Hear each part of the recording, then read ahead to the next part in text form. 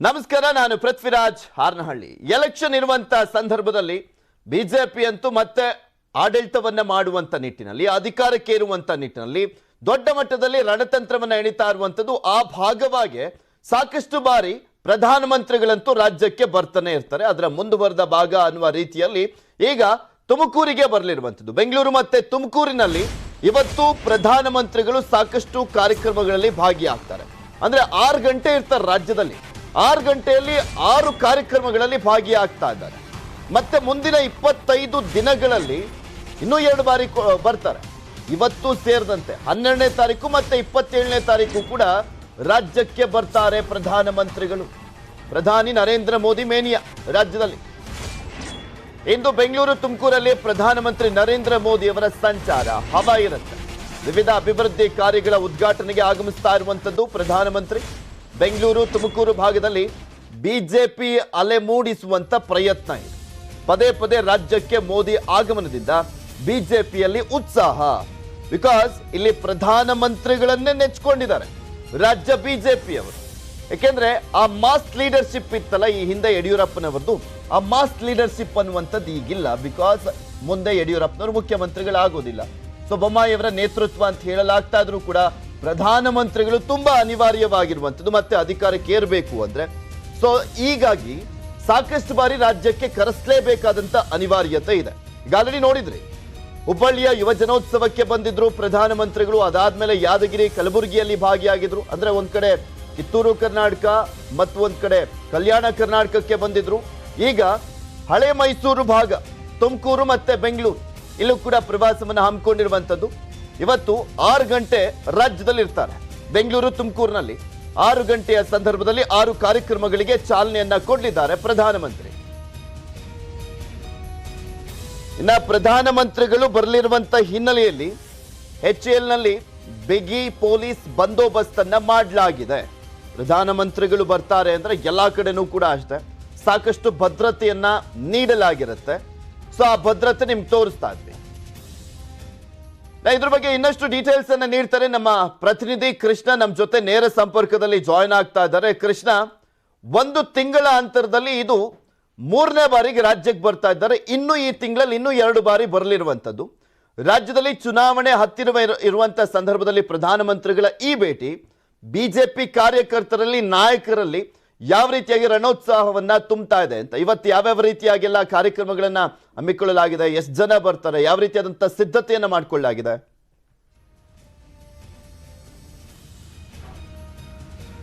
ಖಂಡಿತವಾಗ್ಲೂ ಪೃಥ್ವಿರಾಜ್, ಈಗಾಗಲೇ ಮುಖ್ಯವಾಗಿ ಚುನಾವಣೆ ಹತ್ರ ಬರ್ತಾ ಇದೆ. ಇಂತಹ ಸಂದರ್ಭದಲ್ಲಿ ರಾಜ್ಯ ಬಿಜೆಪಿಗೆ ನಾಯಕತ್ವದ ಕೊರತೆ ಇತ್ತು. ಯಾಕಂದ್ರೆ ಯಡಿಯೂರಪ್ಪನವರು ನಾಯಕತ್ವವನ್ನು ವಹಿಸಿದ್ರು ಹಿಂದೆ. ಈಗ ಯಾವಾಗ ಯಡಿಯೂರಪ್ಪನವರು ಅಧಿಕಾರದಿಂದ ಇಳಿದ್ರು, ಅದಾದ ನಂತರವಾಗಿ ಕೆಲವೊಂದು ಕಡೆ ಸಾಮೂಹಿಕವಾಗಿ ಚುನಾವಣೆ ಎದುರಿಸುವಂತ ನಿಟ್ಟಿನಲ್ಲಿ ರಾಜ್ಯದ ಬಿಜೆಪಿ ನಾಯಕರು ಮುಂದಾಗಿರುವಂತದ್ದು. ಅದಕ್ಕೀಗ ರಾಜ್ಯದ ನಾಯಕರಿಗೆ ದೊಡ್ಡ ಮಟ್ಟದ ಶಕ್ತಿಯನ್ನ ಕೊಡ್ತಾ ಇರುವಂತದ್ದು ಪ್ರಧಾನಿ ನರೇಂದ್ರ ಮೋದಿ ಅಂತಾನೆ ಹೇಳ್ಬೋದು. ಯಾಕಂದ್ರೆ ಮುಖ್ಯವಾಗಿ ಕಳೆದ 2-3 ತಿಂಗಳಿಂದ ಕೂಡ ನಿರಂತರವಾಗಿ ಪ್ರವಾಸವನ್ನ ಮಾಡ್ತಾ ಇರುವಂತದ್ದು ಪ್ರಧಾನಿಗಳು. ಈ ತಿಂಗಳು ಅಂದ್ರೆ ಫೆಬ್ರವರಿಯಲ್ಲಿ 3 ಬಾರಿ ರಾಜ್ಯಕ್ಕೆ ಬರ್ತಾ ಇರುವಂತದ್ದು. ಅಂದ್ರೆ ಫೆಬ್ರವರಿ ಮೊದಲ ವಾರದಲ್ಲಿ ಈಗಾಗಲೇ ಬೆಂಗಳೂರು ಮತ್ತೆ ತುಮಕೂರು ಭಾಗಕ್ಕೆ ಬರ್ತಾ ಇರುವಂತದ್ದು. ಪೃಥ್ವಿರಾಜ್, ಮುಖ್ಯವಾಗಿ ತುಮಕೂರು ಜಿಲ್ಲೆ ಅನ್ನುವಂಥದ್ದು ಹಳೆ ಮೈಸೂರು ಭಾಗಕ್ಕೆ ಸೇರತಕ್ಕಂತ ಪ್ರಮುಖವಾದಂತಹ ಜಿಲ್ಲೆ ಅಂತಾನೆ ಹೇಳ್ಬೋದು. ಈಗಾಗಲೇ ತುಮಕೂರು ವಿಧಾನಸಭಾ ಕ್ಷೇತ್ರದಲ್ಲಿ ಕಾಂಗ್ರೆಸ್ ಮತ್ತೆ JDS ಮತ್ತೆ ಬಿಜೆಪಿ 3 ಪಕ್ಷಗಳು ಕೂಡ ತ್ರಿಕೋನ ಸ್ಪರ್ಧೆ ಇರುವಂತದ್ದು. ಇಂತಹ ಕ್ಷೇತ್ರದಲ್ಲಿ ಅತಿ ಹೆಚ್ಚು ಸ್ಥಾನವನ್ನ ಗೆಲ್ಲುವಂತಹ ಟಾರ್ಗೆಟ್ ಅನ್ನ ರಾಜ್ಯದ ಬಿಜೆಪಿ ನಾಯಕರು ಹಮ್ಮಿಕೊಂಡಿರುವಂತದ್ದು. ಹೀಗಾಗಿ ನರೇಂದ್ರ ಮೋದಿ ಅವರ ನಾಯಕತ್ವದಲ್ಲಿ ಚುನಾವಣೆ ಏನೋ ಹೋಯ್ತಂತ ಅಂತಂದ್ರೆ ಎಲ್ಲ ಒಂದ್ ಕಡೆಗೆ ಅತಿ ಹೆಚ್ಚು ಸ್ಥಾನವನ್ನ ಗೆಲ್ಲಬಹುದು ಅನ್ನೋ ಒಂದು ಕಾರಣಕ್ಕೋಸ್ಕರವಾಗಿ ಹಳೆ ಮೈಸೂರು ಭಾಗಕ್ಕೆ ಸೀಮಿತವಾಗಿರ್ತಕ್ಕಂಥ ತುಮಕೂರು ಜಿಲ್ಲೆಯಲ್ಲಿ ಇವತ್ತು ಪ್ರಮುಖವಾಗಿ ವಿವಿಧ ಅಭಿವೃದ್ಧಿ ಕಾರ್ಯಕ್ರಮ ಉದ್ಘಾಟನೆಯನ್ನ ನರೇಂದ್ರ ಮೋದಿ ಅವರಿಂದ ಉದ್ಘಾಟನೆಯನ್ನ ಮಾಡಿಸೋದ್ರ ಮುಖಾಂತರವಾಗಿ ಅಭಿವೃದ್ಧಿ ಹೆಸರಿನಲ್ಲಿ ಒಂದು ರೀತಿ ಮತಬೇಟೆಗೆ ಮುಂದಾಗಿರುವಂತದ್ದು. ಇವತ್ತು ಪ್ರಧಾನಿಗಳು ಬೆಳಗ್ಗೆ 11 ಗಂಟೆ ಸುಮಾರಿಗೆ ಬೆಂಗಳೂರಿಗೆ ಆಗಮಿಸಲಿದ್ದಾರೆ. ಅದಾದ ನಂತರವಾಗಿ ಸುಮಾರು ಮಧ್ಯಾಹ್ನ 2ರಿಂದ 3 ಗಂಟೆ ಸುಮಾರಿಗೆ ತುಮಕೂರಿಗೆ ಆಗಮಿಸಲಿರುವಂತದ್ದು. ಆ ನಂತರವಾಗಿ ಬೃಹತ್ ಕಾರ್ಯಕ್ರಮವನ್ನ ಉದ್ದೇಶಿಸಿ ಭಾಷಣವನ್ನ ಮಾಡೋದ್ರ ಮುಖಾಂತರವಾಗಿ ಒಂದಷ್ಟು ನಿರೀಕ್ಷೆಗೆ ಜನರು ನಿರೀಕ್ಷೆ ಮಾಡುವಂತಹ ವಿಚಾರಗಳ ಬಗ್ಗೆನೂ ಕೂಡ ಪ್ರಧಾನಿಗಳು ಹೇಳುವಂತಹ ಸಾಧ್ಯತೆ ಇದೆ. ಕೃಷ್ಣ, ತುಮಕೂರಿಗೆ ಬರ್ತಾ ಇರುವಂತಹ ಹಿನ್ನೆಲೆಯಲ್ಲಿ 11 ಕ್ಷೇತ್ರ ಇದಾವೆ. ಈಗ ಆಲ್ರೆಡಿ ಅಲ್ಲಿ 5 ಕ್ಷೇತ್ರಗಳಲ್ಲಿ ಬಿಜೆಪಿನೇ ಇರುವಂತದ್ದು. ನೋಡೋಣ ಯಾವ ರೀತಿಯಾಗಿ ಇನ್ನಷ್ಟು ಕ್ಷೇತ್ರಗಳನ್ನ ಗೆಲ್ಲುವಂತ ನಿಟ್ಟಿನಲ್ಲಿ ಪ್ರಧಾನಮಂತ್ರಿಗಳ ಭೇಟಿ ಸಹಕಾರವನ್ನ ನೀಡಿದಂತಾಗತ್ತೆ ಅಂತ. ಧನ್ಯವಾದ ಕೃಷ್ಣ ನಿಮ್ಮೆಲ್ಲ ಮಾಹಿತಿಗಾಗಿ. ಇನ್ನು ಇವತ್ತು ಪ್ರಧಾನಮಂತ್ರಿಗಳು ರಾಜ್ಯಕ್ಕೆ ಬರ್ತಾ ಇರುವಂತಹ ಹಿನ್ನೆಲೆಯಲ್ಲಿ ಸಾಕಷ್ಟು ಕಟ್ಟೆಚ್ಚರವನ್ನು ವಹಿಸಲಾಗಿದೆ. ಇದ್ರ ಬಗ್ಗೆ ಇನ್ನಷ್ಟು ಡೀಟೇಲ್ಸ್ ಅನ್ನ ನೀಡ್ತಾರೆ ನಮ್ಮ ಪ್ರತಿನಿಧಿ ಮಂಜುನಾಥ್, ನೇರ ಸಂಪರ್ಕದಲ್ಲಿ ಜಾಯಿನ್ ಆಗ್ತಾ ಇದ್ದಾರೆ. ಮಂಜು, ಪ್ರಧಾನಮಂತ್ರಿಗಳು ಬರ್ತಾ ಇದ್ದಾರೆ ಅಂತ ಬಂದಂತ ಸಂದರ್ಭದಲ್ಲಿ ದೊಡ್ಡ ಮಟ್ಟದಲ್ಲಿ ಸೆಕ್ಯೂರಿಟಿ ಇದ್ದೇ ಇರುತ್ತೆ. ಈಗ ಪ್ರಧಾನಮಂತ್ರಿಗಳು 10:35 11 ಗಂಟೆಯ ಒಳಗಡೆ ರಾಜ್ಯಕ್ಕೆ ಬರ್ತಾರೆ. ಸೊ ಭದ್ರತೆ ಹೇಗಿದೆ ಅಂತ, ಕಟ್ಟೆಚ್ಚರವನ್ನು ವಹಿಸಲಾಗಿದೆ ಅಂತ?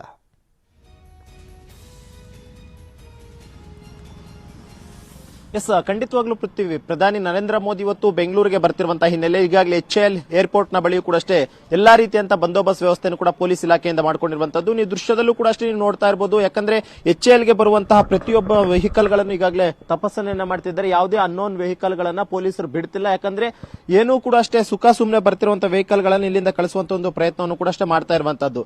ಇನ್ನೊಂದು ನೀವು ನೋಡ್ತಾ ಇರಬಹುದು, ಒಟ್ಟಾರೆಯಾಗಿ HAL ಏರ್ಪೋರ್ಟ್ ಗೆ ಒಟ್ಟು 3 ಗೇಟ್ ಗಳಲ್ಲಿ ಕೂಡ ಅಷ್ಟೇ ಪೊಲೀಸರು ಈಗಾಗಲೇ ಸರ್ಪಗಾವಲಾಗಿರುವಂತದ್ದು. ಪ್ರೋಟೋಕಾಲ್ ಪ್ರಕಾರ ಯಾರಿಗೆಲ್ಲ ಅವಕಾಶ ಇದೆ ಅವರಿಗೆ ಮಾತ್ರ ಬಿಡ್ತಿರುವಂತದ್ದು, ಬಿಟ್ರೆ ಉಳಿದಂತೆ ಯಾರ ಒಂದು ವೆಹಿಕಲ್ ಗಳನ್ನು ಕೂಡ ಅಷ್ಟೇ ಬಿಡ್ತಾ ಇಲ್ಲ. ಪ್ರತಿಯೊಂದು ವೆಹಿಕಲ್ ಗಳನ್ನು ಕೂಡ ಅಷ್ಟೇ ತಪಾಸಣೆಯನ್ನ ಮಾಡುವಂತ ಒಂದು ಕೆಲಸವನ್ನು ಕೂಡ ಈಗಾಗಲೇ ಪೊಲೀಸ್ ಇಲಾಖೆಯಿಂದ ಕೂಡ ಮಾಡ್ಕೊಂಡಿರುವಂತದ್ದು. ಜೊತೆಗೆ 10:55 ಸುಮಾರಿಗೆ HAL ಏರ್ಪೋರ್ಟ್ಗೆ ನರೇಂದ್ರ ಮೋದಿ ಅವರು ಬರ್ತಾರೆ. ಇಲ್ಲಿಂದ ಹೆಲಿಪ್ಯಾಡ್ ನ ಮುಖಾಂತರವಾಗಿ ಅವರು ಮಾದಾವರಕ್ಕೆ ಹೋಗ್ತಾ ಇರುವಂತಹದ್ದು. ಜೊತೆಗೆ ಯಾವ್ದು ಬೈ ರೋಡ್ ಇವತ್ತು ಮೋದಿ ಬರ್ತಾ ಇಲ್ಲ. ಆದ್ರೂ ಕೂಡ ಅಷ್ಟೇ ಸೇಫರ್ ಸೈಡ್ ಆಗಿ ಒಂದ್ ವೇಳೆ ವೆದರ್ ಡಿಸ್ಟರ್ಬ್ ಆದಂತಹ ಸಂದರ್ಭದಲ್ಲಿ ಬೈ ರೋಡ್ ಹೋಗುವಂತ ಸಾಧ್ಯತೆ ಇರಬಹುದು ಅನ್ನೋ ಒಂದು ಕಾರಣಕ್ಕೋಸ್ಕರ ಇಡೀ ರಸ್ತೆಯದ್ದಕ್ಕೂ ಕೂಡ ಅಷ್ಟೇ ಪೊಲೀಸರಿಗಾಗಲೇ ಬಂದೋಬಸ್ತ್ಗೆ ಏರ್ಪಾಟ್ ಮಾಡಿರುವಂತಹದ್ದು. ಒಟ್ಟಾರೆಯಾಗಿ HAL ಸುತ್ತಮುತ್ತಲೇ ಸುಮಾರು 600ಕ್ಕೂ ಹೆಚ್ಚು ಪೊಲೀಸರನ್ನು ಈಗಾಗಲೇ ಬಂದೋಬಸ್ತ್ಗೆ ನಿಯೋಜನೆಯನ್ನು ಕೂಡ ಮಾಡಿಕೊಂಡಿದ್ದಾರೆ. ಜೊತೆಗೆ ಪ್ರಮುಖವಾಗಿ 10:55 ಬಂದಂತಹ ಪ್ರಧಾನಿ ನರೇಂದ್ರ ಮೋದಿ ಅವರು 11 ಗಂಟೆ ಸುಮಾರಿಗೆ HAL ಏರ್ಪೋರ್ಟ್ ನಿಂದ ಹೆಲಿಪ್ಯಾಡ್ ನ ಮುಖಾಂತರವಾಗಿ ಮಾದಾವರಕ್ಕೆ ಹೋಗ್ತಾರೆ. ಮಧ್ಯಾಹ್ನ 2:30ವರೆಗೂ ಕೂಡ ಅಷ್ಟೇ ಮಾದಾವರದಲ್ಲಿ ಒಂದು ಕಾರ್ಯಕ್ರಮವನ್ನು ಮುಗಿಸಿಕೊಂಡಂತ ಬಳಿಕ ಅಲ್ಲಿಂದ ನೇರವಾಗಿ ಅವರು ತುಮಕೂರಿಗೆ ಹೋಗ್ತಾರೆ. ತುಮಕೂರಿನಲ್ಲಿಯೂ ಕೂಡ ಅಷ್ಟೇ ಕಾರ್ಯಕ್ರಮ ಮುಗಿಸಿ ಸಂಜೆ 4:55 ಸುಮಾರಿಗೆ ಅವರು ಕೆಂಪೇಗೌಡ ಅಂತಾರಾಷ್ಟ್ರೀಯ ವಿಮಾನ ನಿಲ್ದಾಣದ ಮೂಲಕ ಮತ್ತೆ ವಾಪಸ್ ದೆಹಲಿಗೆ ಹೋಗ್ತಾ ಇರುವಂತಹದ್ದು. ಪೃಥ್ವಿ, ಓಕೆ, ಧನ್ಯವಾದ ಮಂಜು ನಿಮ್ಮೆಲ್ಲ ಮಾಹಿತಿಗಾಗಿ. ಪ್ರಧಾನಮಂತ್ರಿಗಳು ತುಮಕೂರಿಗೆ ಆಗಮಿಸ್ತಾ ಇರುವಂತ ಹಿನ್ನೆಲೆಯಲ್ಲಿ ವಿಶೇಷವಾದಂಥ ಹಾರ ಮತ್ತೆ ಪೇಟವನ್ನ ರೆಡಿ ಮಾಡಲಾಗಿದೆ. ಅದು ಅಡಿಕೆಯಿಂದ ತಯಾರಾಗಿದೆ. ವಿಶೇಷ ಪೇಟ ಮತ್ತೆ ಹಾರ ತುಮಕೂರಿನ HAL ಘಟಕದಲ್ಲಿ ಪೇಟ ಮತ್ತೆ ಹಾರವನ್ನ ಹಾಕಿ ಸ್ವಾಗತವನ್ನ ಮಾಡಲಾಗುತ್ತಂತೆ. ಕಲ್ಪತರು ನಾಡು ತುಮಕೂರು ತೆಂಗಿಗೆ ತುಂಬಾ ಫೇಮಸ್. ಆದ್ರೆ ಇಲ್ಲಿ ಅಡಿಕೆ ಪೇಟವನ್ನ ಹಾಕಲಾಗ್ತಾ ಇದೆ, ಅಡಿಕೆ ಹಾರವನ್ನ ಹಾಕಲಾಗ್ತಾ ಇದೆ.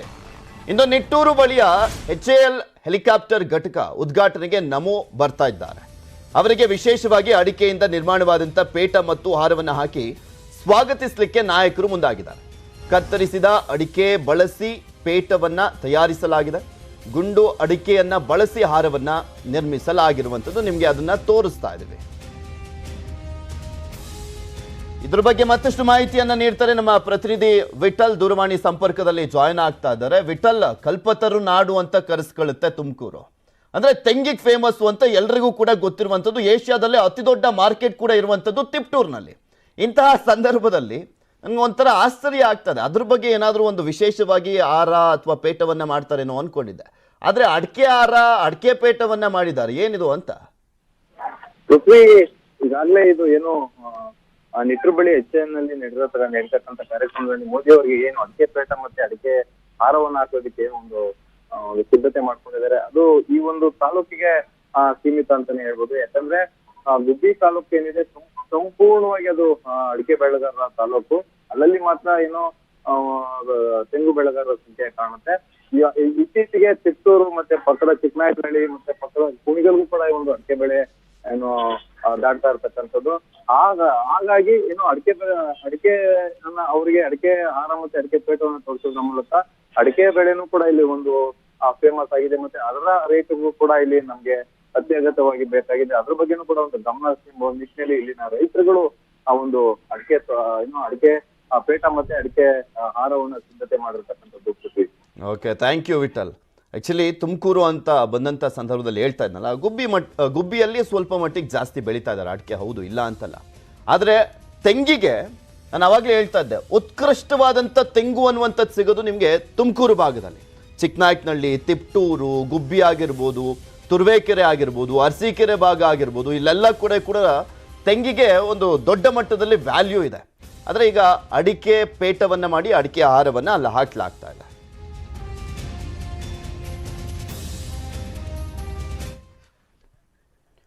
ಕನ್ನಡಿಗ ಸಂಗೀತ ಸಂಯೋಜಕ ರಿಕಿ ಕೇಜ್ಗೆ ಮತ್ತೊಂದು ಗರಿ. ಮೂರನೇ ಬಾರಿ ಗ್ರಾಮ್ಯ ಅವಾರ್ಡ್ಗೆ ರಿಕ್ಕಿ ಕೇಸ್ ಭಾಜನ ಆಗಿದ್ದಾರೆ. ಡಿವೈನ್ ಟೈಟ್ಸ್ ಆಲ್ಬಮ್ಗೆ ಅಂತಾರಾಷ್ಟ್ರೀಯ ಮಟ್ಟದ ಗೌರವ ಸಿಕ್ಕಿದೆ. ರಿಕ್ಕಿ ಕೇಜ್ ಭಾಜನ ಆಗಿರುವಂಥದ್ದು. ಡಿವೈನ್ ಟೈಟ್ಸ್ ಆಲ್ಬಮ್ಗೆ ಅಂತಾರಾಷ್ಟ್ರೀಯ ಗೌರವ ಸಿಗ್ತಾ ಇದೆ ಅವರಿಗೆ. ಬೆಂಗಳೂರು ಮೂಲದ ಸಂಗೀತ ಸಂಯೋಜಕ ರಿಕ್ಕಿ ಕೇಜ್ ಈಗಾಗಲೇ 2 ಬಾರಿ ಪ್ರತಿಷ್ಠಿತ ಗ್ರಾಮಿ ಗೌರವಕ್ಕೆ ಪಾತ್ರರಾಗಿದ್ರು ಅವರು. ಈಗ ರಿಕ್ಕಿಗೆ 3ನೇ ಬಾರಿ ಅಂತಾರಾಷ್ಟ್ರೀಯ ಮನ್ನಣೆ ಸಿಗ್ತಾ ಇದೆ. ನಿಮಗೆ ತೋರಿಸ್ತಾ ಇದ್ದೀವಿ ಅದನ್ನು ಕೂಡ. 2015ರಲ್ಲೂ ಕೂಡ ಸಿಕ್ಕಿತ್ತು ಇವರಿಗೆ ಗ್ರಾಮಿ ಅವಾರ್ಡ್. 2022ರ ಸಂದರ್ಭದಲ್ಲೂ ಕೂಡ ಸಿಕ್ಕಿತ್ತು. 2023ರಲ್ಲೂ ಕೂಡ ಸಿಗ್ತಾ ಇದೆ. 3ನೇ ಬಾರಿ ಗ್ರಾಮಿ ಅವಾರ್ಡ್ಗೆ ಪಾತ್ರರಾಗ್ತಾ ಇದ್ದಾರೆ. ಮತ್ತಷ್ಟು ಹೆಮ್ಮೆಯನ್ನ ತರ್ತಾ ಇರುವಂಥದ್ದು ಈ ಕನ್ನಡಿಗನಿಗೆ ಈ ಒಂದು ಪ್ರತಿಷ್ಠಿತ ಗ್ರಾಮಿ ಅವಾರ್ಡ್ ಸಿಗ್ತಾ ಇರುವಂಥದ್ದು ಸಹಜವಾಗಿ ನಮ್ಗೆಲ್ರಿಗೂ ಕೂಡ ಹೆಮ್ಮೆ. ಭಾರತಕ್ಕೆ ಹೆಮ್ಮೆ, ಕನ್ನಡಿಗರಿಗೆ ಮಾತ್ರ ಅಲ್ಲ, ಭಾರತಕ್ಕೇನೆ ಹೆಮ್ಮೆ ಇದೆ. ಮತ್ತೊಮ್ಮೆ ಆ ಒಂದು ಗೌರವಕ್ಕೆ ಪಾತ್ರರಾಗ್ತಾ ಇದ್ದಾರೆ ರಿಕ್ಕಿ ಕೇಜ್ ಅವರು. 2 ಬಾರಿನೂ ಕೂಡ ನಿಮಗೆ ತೋರಿಸ್ತಾ ಇದ್ವಿ. ಅವರಿಗೆ ಆ ಗೌರವ ಸಿಕ್ಕಂತ ಸಂದರ್ಭದಲ್ಲಿ ಸ್ವತಃ ಪ್ರಧಾನಮಂತ್ರಿಗಳು ಅವರನ್ನ ಗೌರವಿಸಿದ್ರು. ಅಂದ್ರೆ ಆ ಪ್ರೈಸ್ ಸಿಕ್ಕ ನಂತರ ಅವರು ಪ್ರಧಾನಮಂತ್ರಿಗಳನ್ನ ಭೇಟಿ ಮಾಡಿದಂತ ಸಂದರ್ಭದಲ್ಲಿ ಖುಷಿಯನ್ನ ಹಂಚಿಕೊಂಡಿದ್ರು ಪ್ರಧಾನಮಂತ್ರಿಗಳು. ರಾಜಧಾನಿಯಲ್ಲಿ ಖಾಸಗಿ ಶಾಲೆಗಳ ಅನಧಿಕೃತ ಪಠ್ಯಕ್ರಮ. ಶಿಕ್ಷಣ ಇಲಾಖೆ ನಿಯಮ ಪಾಲಿಸದೆ ಖಾಸಗಿ ಶಾಲೆಗಳ ಆಟಾಟೋಪ. ಸಿಬಿಎಸ್ಇ ಐಸಿಎಸ್ಸಿ ಪಠ್ಯಕ್ರಮಕ್ಕೆ ಅನುಮತಿ ಪಡೆಯದೆ ಬೋಧನೆಯನ್ನ ಮಾಡಲಾಗ್ತಾ ಇರುವಂತ ವಿಚಾರ ಈಗ ಆಲ್ರೆಡಿ ನಿಮ್ಗೆಲ್ರಿಗೂ ಕೂಡ ಗೊತ್ತಿದೆ. ನಿನ್ನೆ ಒಂದು ಸುದ್ದಿಯನ್ನ ತೋರಿಸ್ತಾ ಇದ್ವಿ ನಿಮಗೆ. 500ಕ್ಕೂ ಹೆಚ್ಚಿನ ಖಾಸಗಿ ಶಿಕ್ಷಣ ಸಂಸ್ಥೆಗಳಿಗೆ ನೋಟಿಸ್ ಅನ್ನ ಕೂಡ ಕೊಡಲಾಗಿದೆ. ಈ ವಿಚಾರಕ್ಕೆ ಸಂಬಂಧಪಟ್ಟಂತೆ ಉತ್ತರಿಸಿ ಅಂತ ತೆಗೆದುಕೊಂಡಿರುವಂತದ್ದೇ ಒಂದು ಅನುಮತಿ, ಮಾಡ್ತಾ ಇರುವಂತ ಪಾಠನೆ ಮತ್ತೊಂದು. ಸೊ ಹೀಗಾಗಿ ನೋಟಿಸ್ ಅನ್ನ ಕೊಡಲಾಯಿತು. ನಿಯಮ ಪಾಲಿಸದ ಶಾಲೆಗಳ ವಿರುದ್ಧ ಕ್ರಿಮಿನಲ್ ಕೇಸ್ಗೆ ತೀರ್ಮಾನವನ್ನು ಮಾಡಲಾಗಿದೆ. ರೂಲ್ಸ್ ಬ್ರೇಕ್ ಶಾಲೆಗಳ ವಿರುದ್ಧ ಕ್ರಮಕ್ಕೆ ಶಿಕ್ಷಣ ಇಲಾಖೆ ಸೂಚನೆಯನ್ನ ಕೊಟ್ಟಿದೆ. ಈಗಾಗಲೇ ನಾಗರಬಾವಿಯ ಆರ್ಕಿಡ್ ಶಾಲೆ ಮೇಲೆ ಕೇಸನ್ನ ದಾಖಲು ಮಾಡಲಾಗಿದೆ, FIR ಆಗಿದೆ. ಅಲ್ಲಿ DDPI ಹೋಗಿದ್ರು, ಅದಾದ್ಮೇಲೆ BO ಹೋಗ್ಬಿಟ್ಟು ಇದೇ ವಿಚಾರಕ್ಕೆ ಸಂಬಂಧಪಟ್ಟಂತೆ ಪೊಲೀಸ್ ಠಾಣೆಯಲ್ಲಿ ದೂರನ್ನ ಕೊಟ್ಟಿದ್ರು, FIR ಆಗಿತ್ತು. ಕೊರೋನಾ ಕಾರಣಕ್ಕೆ ನಮ್ಮ ಶಾಲೆಗಳಿಗೆ ಕೇಂದ್ರ ಪಠ್ಯದ ಅನುಮತಿ ಸಿಕ್ಕಿಲ್ಲ. ನಮ್ಮ ಸಂಸ್ಥೆಯ ಉಳಿದ ಶಾಲೆಗಳಿಗೆ CBSE ಪಠ್ಯಕ್ರಮ ಸಿಗುವಂತ ವಿಶ್ವಾಸವಿದೆ. ಆರ್ಕಿಡ್ ಶಾಲೆಯ ಪ್ರತಿನಿಧಿ ಲೀನಾ ಪಾಸ್ಕಲ್ ಪ್ರತಿಕ್ರಿಯೆಯನ್ನ ಕೊಟ್ಟಿದ್ದಾರೆ. ಲೆಕ್ಕ ಹಾಕಲಿ, ಇನ್ನು ಅನುಮತಿನೇ ಸಿಕ್ಕಿಲ್ಲ, ಸಿಗುತ್ತೆ ಅನ್ನುವಂತ ವಿಶ್ವಾಸ ಅಂತೆ. ಇನ್ನು ವಿಶ್ವಾಸದಲ್ಲಿರುವಂತ ಸಂದರ್ಭದಲ್ಲಿ CBSE ICSE ಸಿಲೆಬಸ್ ಅನ್ನ ಟೀಚ್ ಮಾಡ್ತಾ ಇದ್ದಾರೆ ಇವರು.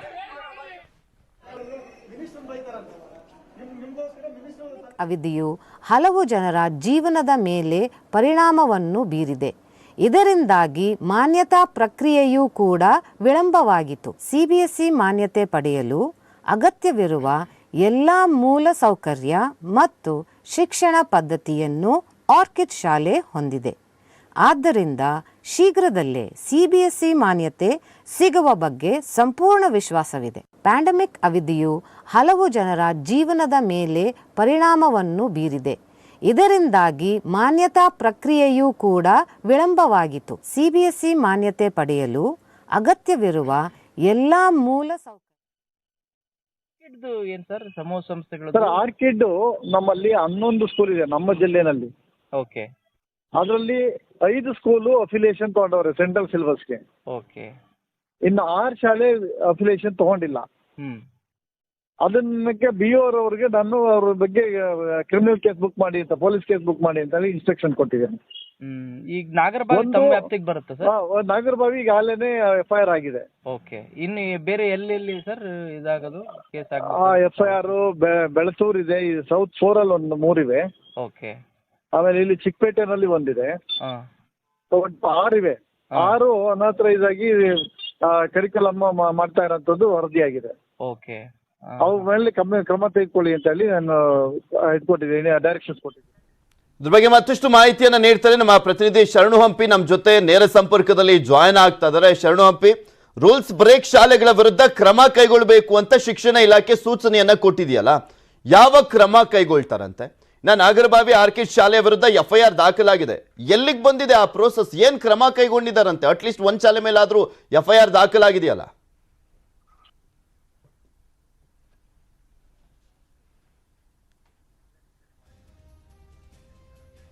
ಸೊ ನಮ್ಮ ಪ್ರತಿನಿಧಿ ಶರಣು ಹಂಪಿಯ ಸಂಪರ್ಕ ಸಾಧ್ಯವಾಗ್ತಲ್ಲ, ಮತ್ತೊಮ್ಮೆ ಸಂಪರ್ಕ ಮಾಡುವಂಥ ಪ್ರಯತ್ನವನ್ನು ಮಾಡ್ತೀವಿ.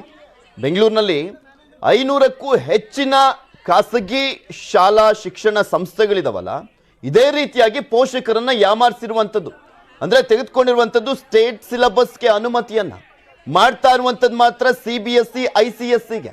ಸೊ ಯಾವಾಗ ಪೋಷಕರು ಈ ವಿಚಾರಕ್ಕೆ ಸಂಬಂಧಪಟ್ಟಂತೆ ಧ್ವನಿ ಎತ್ತಿದ್ರು, ಮಾಧ್ಯಮಗಳಲ್ಲಿ ಈ ಸುದ್ದಿ ಪ್ರಸಾರ ಆಯಿತು, ಅದಾದ ಮೇಲೆ ಬದುಕಿದ್ದೂ ಕೂಡ ಸತ್ತಂತಿತ್ತಂತ ಶಿಕ್ಷಣ ಇಲಾಖೆ ಎಚ್ಚೆತ್ಕೊಂಡಿದ್ದು. ಇದ್ರ ಬಗ್ಗೆ ಇನ್ನಷ್ಟು ಮಾಹಿತಿಯನ್ನು ನೀಡ್ತಾರೆ ನಮ್ಮ ಪ್ರತಿನಿಧಿ ಶರಣು ಹಂಪಿ. ಮತ್ತೊಮ್ಮೆ ಸಂಪರ್ಕದಲ್ಲಿ ಜಾಯ್ನ್ ಆಗ್ತಾ ಇದ್ದಾರೆ. ಶರಣು ಹಂಪಿ, ಆಗಲೇ ಪ್ರಶ್ನೆಯನ್ನ ಕೇಳಿದ್ದೆ, ನೀವು ಕೂಡ ಮಾತನಾಡ್ತಾ ಇದ್ರಿ, ಗೋ ಹೆಡ್.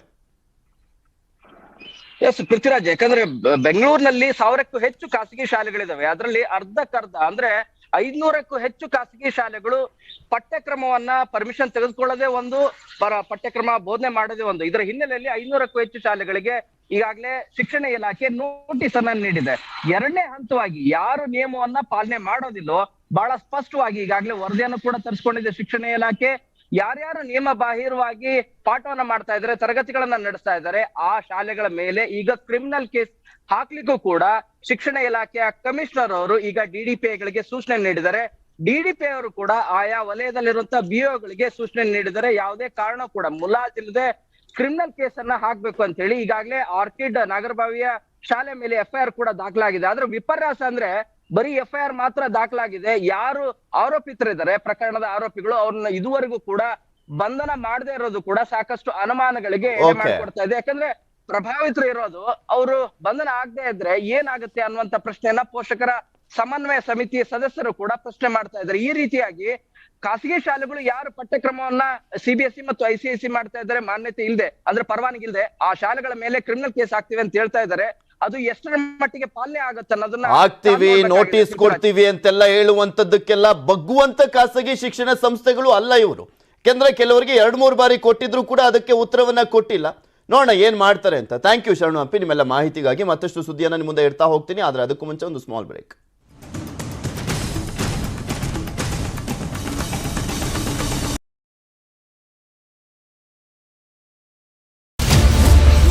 ಜೀವ ಕೊಟ್ರಿ ರೋಡ್ಗೆ ಇಲೆಕ್ಷನ್ ಬಂದಾಗ ನೆನಪ ಓಟ್ ಹಾಕೋ ಮಟ್ಟ ಅಟ್ಟ ಇದನ್ನೆಲ್ಲ ಓಡಾಡ್ತಾರ. ಮತ್ತ ಅಲ್ಲಿ ಅದೇ ಇಟ್ಟಿಲ್ಲ ಇಡ್ತಾರ ಕಾರ ಎಲ್ಲಿ ನೋಡಿದ್ರೆ ಗುಂಡಿನೇ. ರೈತ ನಾಳಾಗೋದ್ರೂ ಪರವಾಗಿಲ್ಲ, ನೀವು ರಾಜಕಾರಣ ಬೇಕು, ಅಧ್ವಾನ ಆಗಿದೆ. ಶಾಸಕರಿದ್ರು ಸತ್ತಂಗೆ ಆಗಿದೆ. 224 ಕ್ಷೇತ್ರಗಳ ಮತ ಮಿಡಿತ. ಶಿವಾಜಿನಗರಕ್ಕೆ ಏನು ಬಂದಿಲ್ಲ, ಯಾರು ಏನು ಕೊಟ್ಟಿಲ್ಲ, ಹೋಗಿ ಕೋಟೆ ಹಾಕಲ್ಲ ನಾವು. ರಾಮರಾಜ್ಯ ಬಂದ್ರೂ ರಾಗಿ ಬೀಸೋ ತಪ್ಪಲ್ಲ ಸರ್. ನಿಮ್ಮ ಕ್ಷೇತ್ರ ನಿಮ್ಮ ಮತ. News 18 ground report. Ullas Agarbatti co presents ಜನ ಮನ ಮತ. ವೀಕ್ಷಿಸಿ ಪ್ರತಿದಿನ ಸಂಜೆ 6:30ಕ್ಕೆ. Knowledge partner freedom app. Co presented by Ullas ಅಗರಬತ್ತಿ. ಇನ್ನು ಸಾಧಾರಣ ಅಗರಬತ್ತಿ ಅಲ್ಲ, ಉಲ್ಲಾಸ್ ತನ್ನಿರಿ. Knowledge partner freedom app. ಭಾರತ ಬದಲಾಗುತ್ತದೆ ಫ್ರೀಡಮ್ ಆಪ್ ನೊಂದಿಗೆ.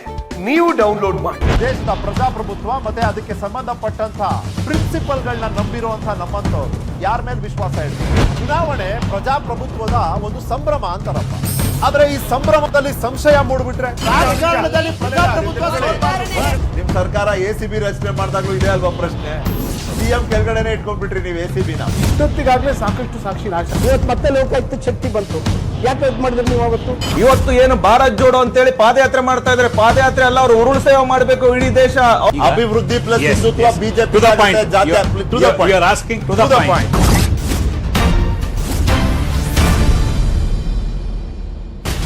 Ullas agarbatti presents to the point. ಸೋಮವಾರದಿಂದ ಶುಕ್ರವಾರ ಸಂಜೆ 7ಕ್ಕೆ. ಪ್ರೆಸೆಂಟೆಡ್ ಬೈ ಉಲ್ಲಾಸ್ ಅಗರಬತ್ತಿ. ಇನ್ನು ಸಾಧಾರಣ ಅಗರಬತ್ತಿ ಅಲ್ಲ, ಉಲ್ಲಾಸ್ ತನ್ನಿರಿ.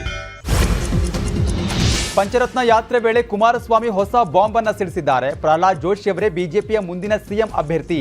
ಪ್ರಹ್ಲಾದ್ ಜೋಶಿ ಅವರನ್ನ CM ಮಾಡಲು RSS ಹುನ್ನಾರ ಮಾಡಿದೆ.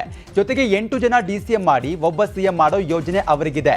ಈಗಾಗಲೇ ದೆಹಲಿಯಲ್ಲಿ ಚರ್ಚೆ ಆಗಿದೆ. ಅದ್ರ ಬಗ್ಗೆ ಸಂಪೂರ್ಣ ಮಾಹಿತಿ ನನಗಿದೆ ಅಂತ ಕುಮಾರಸ್ವಾಮಿ ಹೊಸ ಬಾಂಬ್ ಅನ್ನ ಸಿಡಿಸಿದ್ದಾರೆ. ಇವತ್ತು ಪ್ರಹ್ಲಾದ್ ಜೋಶಿ ಅವರನ್ನ ಮುಂದಿನ ಚುನಾವಣೆ ನಂತರ ಈ ರಾಜ್ಯದ ಮುಖ್ಯಮಂತ್ರಿ ಮಾಡಬೇಕು ಅಂತಕ್ಕಂಥದ್ದು RSSನಲ್ಲಿ ಹುನ್ನಾರ ಪ್ರಾರಂಭ ಆಗಿದೆ. ಅದಕ್ಕೆ ಕಾರಣ ಪ್ರಹ್ಲಾದ್ ಜೋಶಿಯವರು ನಮ್ಮ ದಕ್ಷಿಣ ಕರ್ನಾಟಕದ ಬ್ರಾಹ್ಮಣರಿದ್ದಾರಲ್ಲ, ಆ ಸಂಸ್ಕೃತಿಯ ಬ್ರಾಹ್ಮಣರಲ್ಲ ಅವರು. ಆ ಬ್ರಾಹ್ಮಣ ವೃತ್ತಿಯಲ್ಲೂ ಬ್ರಾಹ್ಮಣರ ಸಂಸ್ಕಾರದಲ್ಲೂ 2-3 ಥರ ಇದ್ದಾವೆ.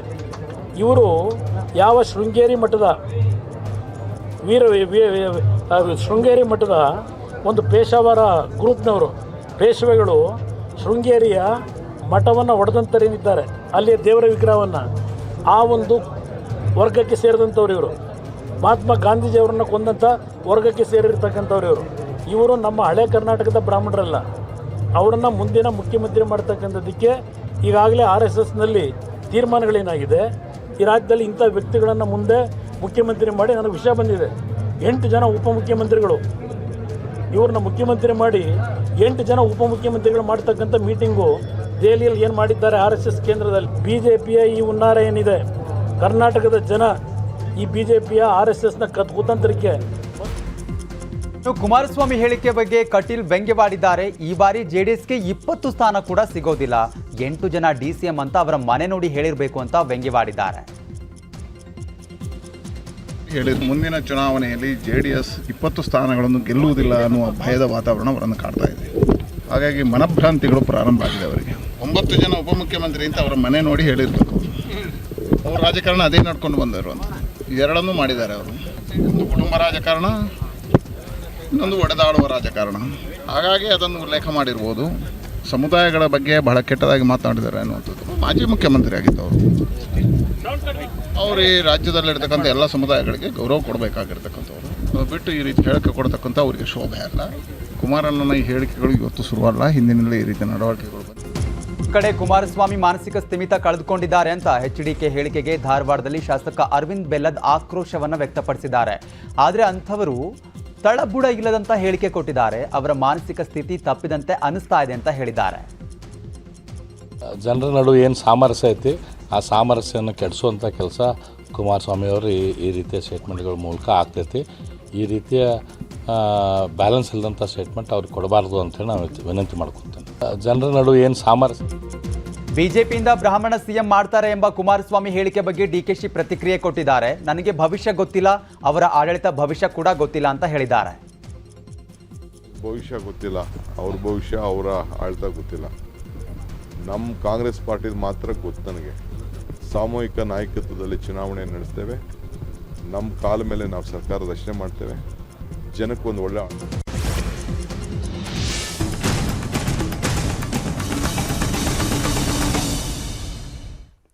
Welcome back. ಹೆಬ್ಬಾಳ ಫ್ಲೈಓವರ್ ಮೇಲೆ ಹೋಗುವಂಥವ್ರು ಸ್ವಲ್ಪ ಹುಷಾರಾಗಿ ಹೋಗಿ. ಸ್ವಲ್ಪ ಯಾಮಾರಿದ್ರು ಕೂಡ ಬಿದ್ದೋಗ್ಬಿಡ್ತೀರಾ. 5 ನಿಮಿಷಕ್ಕೊಂದು ದ್ವಿಚಕ್ರ ವಾಹನ ಸ್ಕಿಡ್ ಆಗ್ತಾ ಇದೆ. ಅದು ಹೆಬ್ಬಾಳ ಫ್ಲೈಓವರ್ ಮೇಲೆ ಹೋಗುವಂಥವ್ರಿಗೆ ನಾವು ಹೇಳ್ತಾ ಇರೋದು, ಸ್ವಲ್ಪ ಯಾಮಾರಿದ್ರು ಕೂಡ ಬಿದ್ದೋಗ್ಬಿಡ್ತೀರಾ. ಯಾಕೆಂದ್ರೆ ಅಲ್ಲಿ 5 ನಿಮಿಷಕ್ಕೊಂದು ದ್ವಿಚಕ್ರ ವಾಹನ ಸ್ಕಿಡ್ ಆಗಿರುವಂಥದ್ರ ಬಗ್ಗೆ ವರದಿ ಬಂದಿದೆ ನಮಗೆ. ಫ್ಲೈಓವರ್ ನಿರ್ಮಾಣಕ್ಕೆ ದೊಡ್ಡ ಕಂಬಿಗಳನ್ನು ಬಳಕೆ ಮಾಡಲಾಗಿದೆ. ಆ ಕಂಬಿಗಳ ಮೇಲಿನ ಡಾಂಬರ್ ಕಿತ್ಕೊಂಡು ಬಂದಿದೆ. ಇದು ಕಂಟಕ ಆಗ್ತಾ ಇರುವಂಥದ್ದು.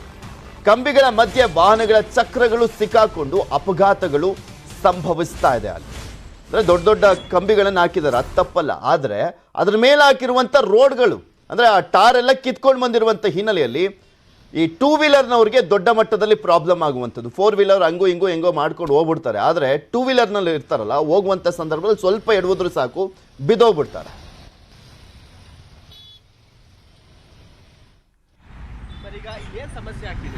ಸರ್ ಇಲ್ಲಿ ಏನಂದ್ರೆ 2 ವೀಲರ್ ಬರ್ತಾ ಇದ್ವಿ, ಅಲ್ಲಿ ನೋಡಿ ನೀವು, ಅದು ಸ್ಕಿಡ್ ಆಗ್ತಾ ಇದೆ ಫುಲ್. ಅಲ್ಲಿ ಸ್ಕಿಡ್ ಆಗಿದೆ. ಈಗ ನಮ್ಮದು ನಾವೇ ಗಾಡಿಯವರು ಈ ಥರ ಹೋಗ್ತಾ ಇದ್ವಿ. ಇದು ಸ್ಕೂಟಿ ಮತ್ತು ಯಾವುದಾದ್ರೂ ಚಿಕ್ಕ ವೆಹಿಕಲ್ ಇದ್ದರೆ ಇಮಿಡಿಯೇಟ್ ಬಿದ್ದೋಗುತ್ತೆ. ಇದರಲ್ಲಿ ಇಷ್ಟು ಫುಲ್ ಟ್ರಾಫಿಕ್ ಇರುತ್ತೆ, ಹಿಂದೆ ಮುಂದೆ ಮೂಮೆಂಟೇ ಇಲ್ಲ ಈ ರೋಡಲ್ಲಿ. ಮೇನೇ ಟ್ರಾಫಿಕ್ ಇದೆ ಈ ಬ್ರಿಡ್ಜಲ್ಲಿ. ಈ ಸರಿ ಕಮ್ಮಿ ಮೇಲೆ ಸ್ಕಿಡ್ ಆಗ್ತಾ ಇದೆ. ನಾರ್ಮಲ್ ಆಗಿ ಸ್ಕಿಡ್ ಆಗ್ತಾ ಇದೆ. ಮಳೆ ಬಂದು ಇದೆಲ್ಲ ಇದ್ದರೆ ಗಾಡಿಗಳು ಮೂಮೆಂಟ್ ಏನಂದರೆ ಎಲ್ಲಿದೆ ಅಂದರೆ ಕೂತಿ ಹೋಗ್ತಾ ಇದೀವಿ. ಇಲ್ಲಿ ಟ್ರಾಫಿಕ್ ಜಾಸ್ತಿ ಇರೋದ್ರಿಂದ ಇದರಿಂದ ನಮಗೆಲ್ಲ ತೊಂದರೆ ಆಗ್ತಾ ಇದೆ. ಸ್ವಲ್ಪ ಗೌರ್ಮೆಂಟೇ ಇದ್ರ ಗಾಡಿ ನೋಡ್ಬಿಟ್ಟು ಅದು ಕ್ಲಿಯರ್ ಮಾಡಿಬಿಟ್ರೆ ಎಲ್ಲರಿಗೂ ತೊಂದರೆ ಆಗಲ್ಲ ಅಂತ ಹೇಳ್ತಾ ಇದ್ದಾರೆ. ಇಷ್ಟು ಗ್ಯಾಪ್ ಬಂದು ನೋಡಿ ಸರ್, ಟ್ರಾಫಿಕ್ ಇದೆಯಲ್ಲ ಸರ್, ಅಷ್ಟು ದೊಡ್ಡ ಗ್ಯಾಪ್ ಇದೆ. ಯಾವ 2 ವೀಲರ್ ಒಂದು ವೀಲ್ಸ್ ಹಾಕೊಂಡ್ರೆ ಬೀಳ್ತಾರೆ, ಯಾರು ಕೇಳಿದ್ರೆ ಬಿದ್ದರೆ ಅವರೇ ಎದ್ದೊಳ್ಬೇಕು. ಜನ ಯಾರು ಸಹ ಎತ್ತಕ್ಕೂ ಸಹ ಯಾರು ಬರಲ್ಲ. ಸ್ಕಿಡ್ ಆಗುತ್ತೆ. ಮತ್ತೆ ಗ್ಯಾಪ್ ಇಟ್ಕೊಂಡಿದೆಯಲ್ಲ ಸರ್, ಇವ್ರಿಗೆ ಯಾರಿಗೂ ಅಧಿಕಾರಿಗಳು ಗೊತ್ತಾಗ್ತಲ್ಲ. ಇಂಟರ್ನ್ಯಾಷನಲ್ ಏರ್ಪೋರ್ಟ್ ಅಂತಾರೆ, ಬೆಂಗಳೂರಿಗೆ ನಾಚಿಕೆ ಆಗುತ್ತೆ. ಇದು ನೋಡಿ, ಇಲ್ಲೆಲ್ಲ ಕಸ ಬಿಡಿದ್ಮೇಲೆ ಯಾವ ತರ ಬಿದ್ದು ನೋಡಿ, ಕವರ್ ಮಾಡಿ ಕವರ್ ಅದನ್ನ. ಇದನ್ನೇನು ಸರ್ 3 ವೀಲ್ ಸರ್, ಇದು 3 ವೀಲಲ್ಲಿ ಒಂದು ಹೇಳಿದ್ರೆ ಯಾಕತ್ತ ನಿಂಗೆ ಹೇಳ್ಕೊಳ್ತದೆ. ಅದು ಒಂದು ಸ್ಟ್ರೈಟ್ ಆಗಿ ಅಂತ ಯಾವ್ದು ಹೋಗ್ಲಿಕ್ಕೂ ಸಾಧ್ಯ ಇಲ್ಲ. ಆ ತರ ಇದೆ. ಇಲ್ಲಿಷ್ಟು ಕ್ರೌಡ್ ಇದೆ, ಟ್ರಾಫಿಕ್ ಇದೆ, ಎಲ್ಲ ಇದ್ರು ಯಾರನ್ನು ಸಹ ಪೊಲೀಸರಲ್ಲಿ ನಿಂತಿದ್ದಾರೆ, ಅವರು ಸಹ ಹೆಬ್ಬಾಳ ಫ್ಲೈಓವರ್ ಬಳಿಯಿಂದ ನಮ್ಮ ಪ್ರತಿನಿಧಿ ಶಿವಪ್ರಸಾದ್ ಇನ್ನು ಹೆಚ್ಚಿನ ಮಾಹಿತಿಯನ್ನ ಕೊಟ್ಟಿದ್ದಾರೆ, ನೋಡೋಣ. ವಿವಾದ ಒಂದಿಲ್ಲೊಂದು ಸಮಸ್ಯೆಗಳಿಂದ ಸುದ್ದಿ ಇರುವಂತಹ ಸೇತುವೆ ಅಂತಂದ್ರೆ ಅದು ಹೆಬ್ಬಾಳ ಮೇಲ್ಸೇತುವೆ. ಸದ್ಯ ಈಗ ಮತ್ತೊಂದು ಸಮಸ್ಯೆಯ ಕಾರಣದಿಂದಾಗಿ ಈ ಒಂದು ಮೇಲ್ಸೇತುವೆ ಸುದ್ದಿಯಲ್ಲಿದೆ. ಏನ್ ಸಮಸ್ಯೆ ಅಂದ್ರೆ ದೃಶ್ಯದಲ್ಲಿ ನೋಡ್ತಾ ಇದ್ದೀರಾ, ಈ ಸೇತುವೆಯ ಮೇಲ್ಭಾಗದಲ್ಲಿ ಅದರಲ್ಲೂ ಕೂಡ ಏರ್ಪೋರ್ಟ್ ಮತ್ತೆ ನಾಗಾವರ ಕಡೆಯಿಂದ ಬರುವಂತಹ ಮಾರ್ಗ ಇದೆಯಲ್ಲ, ಅಲ್ಲಿ ರಸ್ತೆಯ ಮಧ್ಯದಲ್ಲಿ ಈ ಸೇತುವೆ ನಿರ್ಮಾಣಕ್ಕೆ ಅಂತ ಹೇಳಿ ಒಂದು ಕಂಬಿಗಳನ್ನ ಹಾಕಿದ್ರು. ಈ ಹಳೆ ಮಾದರಿಯ ಟೆಕ್ನಾಲಜಿ ಬಳಕೆ ಮಾಡಿಕೊಂಡು ಇದನ್ನ ನಿರ್ಮಾಣ ಮಾಡಿರುವಂತಹ ಹಿನ್ನೆಲೆಯಲ್ಲಿ ಈಗ ಅದರ ಗುಣಮಟ್ಟ ಬರ್ತಾ ಬರ್ತಾ ಕಡಿಮೆ ಆಗ್ತಾ ಇದೆ. ಯಾಕೆಂದ್ರೆ ನೋಡಿದೀರಾ, ಮೇಲ್ಭಾಗದಲ್ಲಿ ಒಂದು ಕಂಬಿ ಕಾಣಿಸ್ತಿದೆ. ಈ ರೈಲ್ವೆ ಹಳಿ ಏನಿದೆಯಲ್ಲ ಆ ಮಾದರಿಯ ಒಂದು ಕಂಬಿ ಕಾಣಿಸ್ತಾ ಇದೆ. ಈ ಒಂದು ಫ್ಲೈಓವರ್ ನ ಮಾಡುವಂತ ಸಂದರ್ಭದಲ್ಲಿ ಸೆಗ್ಮೆಂಟ್ ನ ರೀತಿಯಲ್ಲಿ ಜೋಡಿಸುವಂತಹ ಒಂದು ಭಾಗಗಳಿದೆಯಲ್ಲ ಆ ಭಾಗಗಳಲ್ಲಿ ಕಂಬಿಗಳನ್ನ ಹಾಕಿರುವಂತದ್ದು. ಅದರ ಮೇಲ್ಗಡೆ ಎಷ್ಟೇ ಡಾಂಬರೀಕರಣ ಮಾಡಿದ್ರು ಕೂಡ ಡಾಂಬರೀಕರಣ ಎಲ್ಲ ಹೋಗಿ ಆ ಕಂಬಿ ಕಾಣಿಸ್ತಾ ಇದೆ. ಕಂಬಿ ಇರುವಂತಹ ಜಾಗದಲ್ಲಿ ಆ ಸೆಗ್ಮೆಂಟ್ ಗಳನ್ನ ಜೋಡಿಸಿರುವಂತಹ ಜಾಗದಲ್ಲಿ ಈಗ ಹಳ್ಳಗಳು ಬಿದ್ದಿದೆ. ಜೊತೆಗೆ ವಾಹನಗಳು ಓಡಾಡಿ ಆ ಒಂದು ಕಂಬಿ ಈಗ ತುಂಬಾ ನೈಸ್ ಆಗಿರುವಂತಹ ಹಿನ್ನೆಲೆಯಲ್ಲಿ ಅಲ್ಲಿ ಟೂ ವೀಲರ್ಗಳು ಬಂದ್ರು ಅಂತಂದ್ರೆ ಅದರ ಮೇಲೆ ಸ್ಕಿಡ್ ಆಗುವಂತದ್ದು, ಬೀಳುವಂತದ್ದು, ಆಕ್ಸಿಡೆಂಟ್ಗಳಾಗುವಂತಹ ಪ್ರಕರಣಗಳು ದಿನೇ ದಿನೇ ಹೆಚ್ಚಾಗ್ತಾ ಇದೆ. ಇದು ನೀವು ಈ ಫ್ಲೈಓವರ್ ಅಲ್ಲಿ ಓಡಾಡುವಂತ ಸಂದರ್ಭದಲ್ಲಿ ಗಮನಿಸಬೇಕು. ನಿಮಗೂ ಕೂಡ ಅನುಭವ ಆಗಿರುತ್ತೆ. ಒಂದು ಏರ್ಪೋರ್ಟ್ ಕಡೆಯಿಂದ ಬರುವಾಗ ಮತ್ತೊಂದು ನಾಗಾವರ ಕಡೆಯಿಂದ ಬರುವಂತ ಸಂದರ್ಭದಲ್ಲಿ ಸುಮಾರು 500ರಿಂದ 600 ಮೀಟರ್ ಎಲ್ಲಿ ಕಂಬಿಯನ್ನು ಹಾಕಿದ್ರಲ್ಲ ಆ ಕಂಬಿಯ ಮೇಲ್ಭಾಗ ಸಂಪೂರ್ಣವಾಗಿ ಡಾಂಬರೀಕರಣ ಕಿತ್ತು ಬಂದಿದೆ. ಜೊತೆಗೆ ಸುಮಾರು ಒಂದು 2ರಿಂದ 3 ಅಡಿಯಷ್ಟು ಅಗಲದ ಒಂದು ಹಳ್ಳ ಆಗಿದೆ. ಹೀಗಾಗಿ ಒಂದು ಟೂ ವೀಲರ್ ಅದರಲ್ಲೂ ಕೂಡ ಸ್ಕೂಟರ್ ಏನಿದೆ, ಸ್ಕೂಟರ್ಗಳು ಬಂದಾಗ ಅದ್ರ ವೀಲ್ ಚಿಕ್ಕ ಇರುತ್ತೆ. ಆ ಒಂದು ಭಾಗದಲ್ಲಿ ಕೂತಾಗ ಕಂಬಿ ಮೇಲೆ ಒಂದು ಸ್ಕಿಡ್ ಆಗುತ್ತೆ. ಅದರ ಜೊತೆಯಲ್ಲಿ ಆ ಒಂದು ಪರ್ಟಿಕ್ಯುಲರ್ ಜಾಗ ಇದೆಯಲ್ಲ, ಹಳ್ಳ ಬಿದ್ದಿದೆಯಲ್ಲ, ಅಲ್ಲಿ ವೀಲ್ ಸಿಕ್ಕಾಕೊಂಡಾಗ ಜಾರಿ ಬೀಳುವಂತದ್ದು, ಜೊತೆಗೆ ಅಪಘಾತಗಳಾಗುವಂತದ್ದು. ಇದರಿಂದಾಗಿ ವಾಹನಗಳು ಸ್ಲೋ ಆಗುತ್ತೆ. ದೊಡ್ಡ ದೊಡ್ಡ ವಾಹನಗಳು ಕೂಡ ಸ್ಲೋ ಮಾಡ್ತಾರೆ. ಇದರಿಂದ ಟ್ರಾಫಿಕ್ ಜಾಮ್ ಕೂಡ ಉಂಟಾಗ್ತಾ ಇದೆ. ಆದಷ್ಟು ಬೇಗ ಈ ಸಮಸ್ಯೆಗೆ ಒಂದು ಸೂಕ್ತವಾದಂತಹ ಪರಿಹಾರ ಸಿಗಬೇಕು. ಇಲ್ಲ ಅಂತಂದ್ರೆ ಇದೇ ರೀತಿಯಾದಂತಹ ಅಪಘಾತಗಳು ಆಗ್ತಾ ಇರುತ್ತೆ ಅನ್ನುವಂಥದ್ದು ಇಲ್ಲಿ ಟ್ರಾಫಿಕ್ ಪೊಲೀಸರ ಕೊಟ್ಟಿರುವಂತಹ ಮಾಹಿತಿ. ಕ್ಯಾಮ್ರಾ ಪರ್ಸನ್ ಶಿವಪ್ಪ ಜೊತೆಗೆ ಶಿವಪ್ರಸಾದ್, ನ್ಯೂಸ್ 18 ಬೆಂಗಳೂರು.